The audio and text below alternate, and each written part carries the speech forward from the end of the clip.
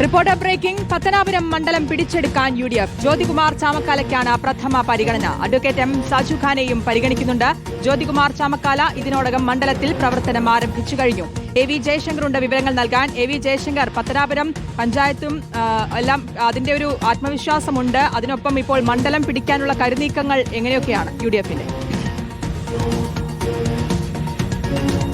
അതായത് UDF camp ഇത്തവണ തിരിച്ചു പിടിക്കാമെന്ന് പ്രതീക്ഷിക്കുന്ന ഒരു മണ്ഡലമാണ് പത്തനാപുരം. അതിനായി അവർ പ്രഥമ പരിഗണന നൽകുന്നത് ജ്യോതികുമാർ ചാമക്കാലയ്ക്ക് തന്നെയാണ്. അദ്ദേഹം ഈ ഇലക്ഷൻ ഏറെക്കാലമായി മണ്ഡലം കേന്ദ്രീകരിച്ചുകൊണ്ടുള്ള ഒരു പ്രചരണ പരിപാടികളുമായി അടിത്തട്ടിലുണ്ട്. ഒപ്പം തന്നെ യുവത്വം എന്ന രീതിയിൽ സാജു ഖാൻ എന്ന അവിടുത്തെ പ്രാദേശിക നേതാവ്, പഞ്ചായത്ത് അംഗമായിരുന്ന സാജു ഖാനെയും ഈ പാർട്ടി മണ്ഡലത്തിൽ പരിഗണിക്കുന്നുണ്ട്. എന്തായാലും ഇതുമായി ബന്ധപ്പെട്ടൊക്കെ സ്ഥാനാർത്ഥി നിർണ്ണയം സംബന്ധിച്ച് അന്തിമ ചർച്ചകളോ തീരുമാനങ്ങളൊന്നും ആയിട്ടില്ല എന്നാണ് നേതൃത്വം പറയുന്നത്. പക്ഷേ എങ്കിൽ പോലും കൂടുതൽ സാധ്യത സീനിയർ നേതാവ് എന്ന നിലയിൽ ജ്യോതികുമാർ ചാമക്കാലയ്ക്ക് തന്നെയാണ്. ഒപ്പം തന്നെ നേരത്തെ സൂചിപ്പിച്ചതുപോലെ ഈ തദ്ദേശ തെരഞ്ഞെടുപ്പിലൊക്കെ തന്നെ പത്തനാപുരം മണ്ഡലത്തിൽ വലിയ മുന്നേറ്റം ഉണ്ടാക്കാൻ UDF-ന് സാധിച്ചു. അത് നിയമസഭാ തെരഞ്ഞെടുപ്പിൽ ലഭിക്കുമെന്നൊരു പ്രതീക്ഷ അവർക്കുണ്ട്. ഒപ്പം തന്നെ KV ഗണേഷ് കുമാറിനെ ഉൾപ്പെടെ പരാജയപ്പെടുത്തി ആ മണ്ഡലം തിരിച്ചു പിടിക്കുക എന്ന ലക്ഷ്യത്തോടു കൂടി തന്നെയാണ് UDF ക്യാമ്പ് ഇത്തവണ എല്ലാ കാര്യങ്ങളും നീക്കിക്കൊണ്ടിരിക്കുന്നത്. ഇപ്പോൾ ഈയിടെ സോളാർ വിവാദവുമായി ബന്ധപ്പെട്ട കൂടുതൽ കാര്യങ്ങളൊക്കെ ഉയർന്നു വരുമ്പോൾ അത് ഗണേഷിന് എതിരാവുകയും ഈ പൊതുജനങ്ങളുടെ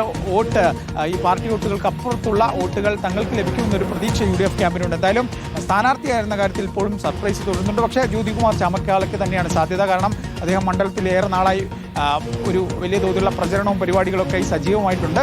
യുവത്വമാണെങ്കിൽ രണ്ടാമത്തെ സ്ഥാനാർത്ഥിക്ക് നറുക്ക് വീഴും. എന്തായാലും അന്തിമ പട്ടിക UDF തന്നെയായിരിക്കും പ്രഖ്യാപിക്കുക. അധികം വൈകാതെ ആ പട്ടിക ഉണ്ടാവുകയും ചെയ്യും. എന്തായാലും അനുകൂല ഘടകങ്ങൾ ഉണ്ടെന്നുള്ളതാണ് ആത്മവിശ്വാസം കൂട്ടുന്നത്. ജ്യോതികുമാർ ചാമക്കാല ഇതിനോടകം മണ്ഡലത്തിൽ പ്രവർത്തനം ആരംഭിച്ചു കഴിയുകയും ചെയ്തു. AV ജയശങ്കറാണ് വിവരങ്ങൾ നൽകിയത്.